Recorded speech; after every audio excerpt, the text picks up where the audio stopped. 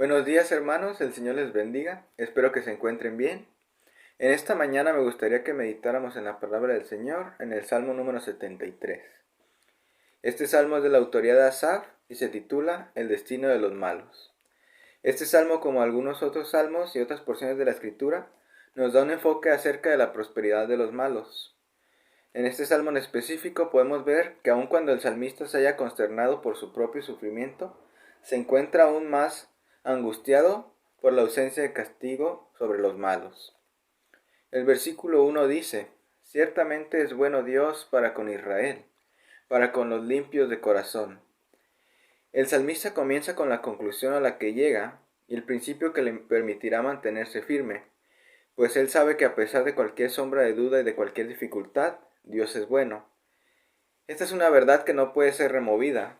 Lo podemos ver en el Salmo 145:9, que dice: Bueno es Jehová para con todos, y sus misericordias sobre todas sus obras.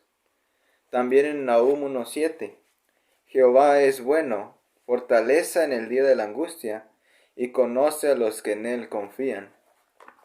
E incluso, cuando al Señor Jesús su nombre principal le llamó Maestro Bueno, él respondió: Ninguno hay bueno sino solo Dios.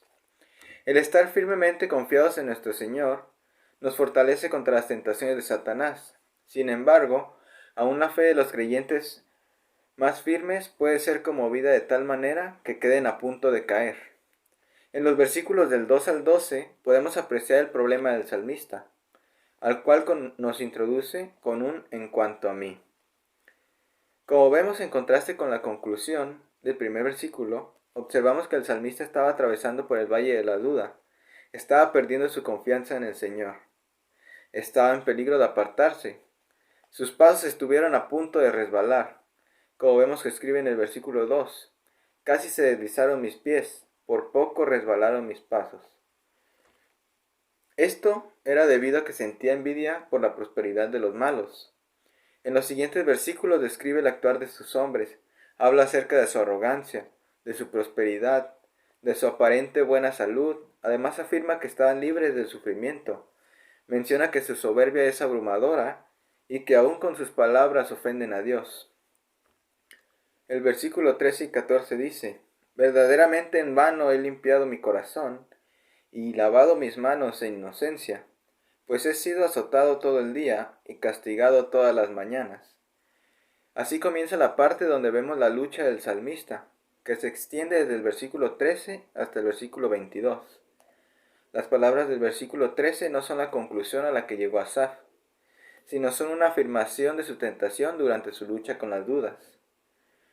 Pero vemos que aun cuando Asaf estaba pasando por grandes dudas, conservó el respeto por el pueblo de Dios y refrenó al exponer sus dudas para no influenciar adversamente a los demás.